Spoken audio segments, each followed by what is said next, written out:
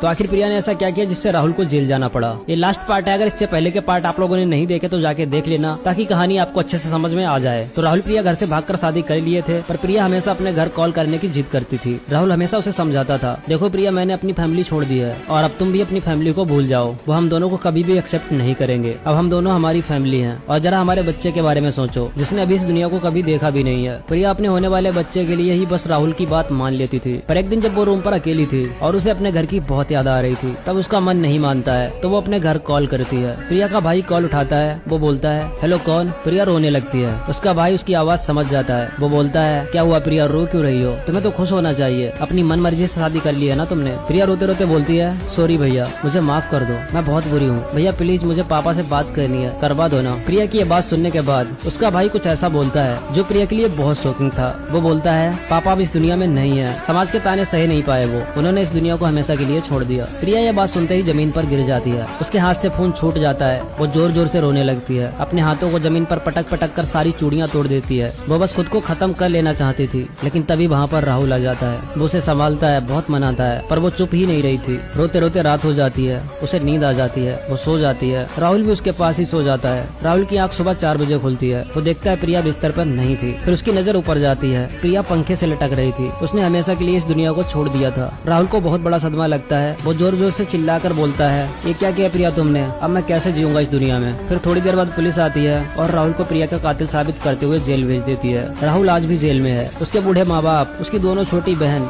Jail में मिलने गई थी, पर उसे तो उम्र कैद की सजा मिली है। अब जब वो जेल से छूटेगा तब तक शायद उसके माँ बाप इस दुनिया में नहीं होंगे। उसकी दोनों बहनों की शादी करना भी उन बूढ़े माँ बाप के लिए बहुत मुश्किल है। खैर कुछ भी हो, भागकर शादी करने वाले 10% लोग ही अच्छी लाइफ जी पाते हैं, वरना सबका अंजाम यही होता है।